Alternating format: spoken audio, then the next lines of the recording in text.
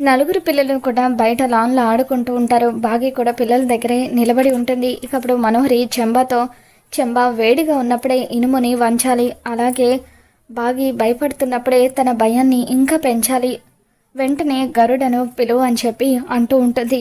ఇక దాంతో చెంబా కళ్ళు మూసుకొని తన మంత్రశక్తితో ఆకాశంలో ఎగురుతున్న గరుడను పిలుస్తుంది.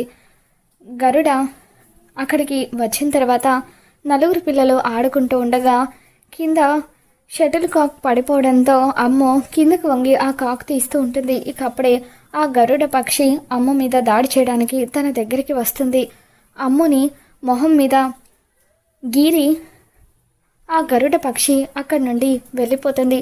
ఇక దాంతో రక్తపు మడుగులో ఉన్న అమ్ముని చూసి బాగి ఎంతగానో భయపడిపోతూ ఉంటే మనోహరి మాత్రం తన ప్లాన్ వర్కౌట్ అయినందుకు ఆనందపడిపోతూ ఉంటుంది.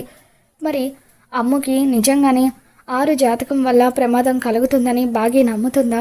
తర్వాత బాగి ఎటువంటి నిర్ణయం తీసుకోబోతుందో రాబోతున్న ఎపిసోడ్లో తెలుసుకుందాం. ఈ వీడియో మీకు నచ్చినట్లయితే తప్పకుండా లైక్ చేయండి.